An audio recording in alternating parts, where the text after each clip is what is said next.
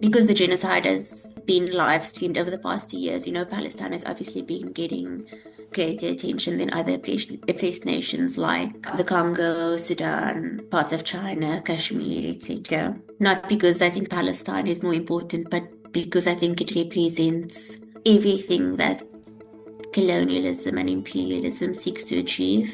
And it's almost a microcosm of the effects of Western imperialism. So I truly believe that if we achieve liberation for Palestine, it will confront all the evils of Western imperialism, and it will have a domino effect on all other oppressive regimes, and it will allow global liberation to be put into place.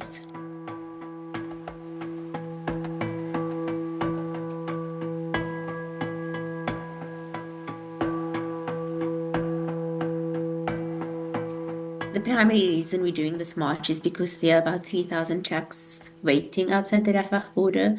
So, I mean, there's a lot of aid that has already expired just because they've been waiting for so long. And so I genuinely believe that thousands of people meeting at the Rafah crossing will be instrumental in getting aid in. And I'm willing to play my part to do that and take the risk if that means that that can alleviate any further suffering of those who are under siege.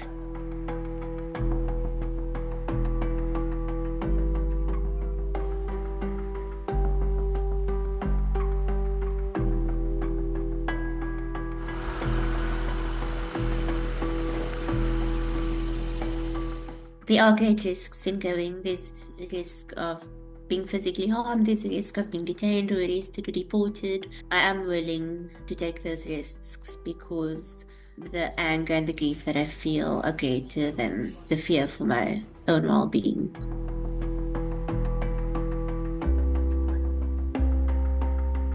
South Africans understand the pain of even once you achieve liberation, how it affects generations and generations after.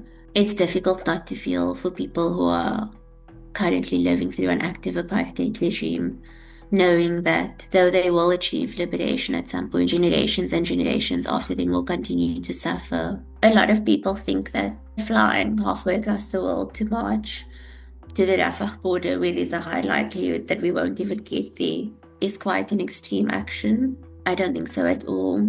I think what's extreme is not doing anything after witnessing a genocide for 2 years.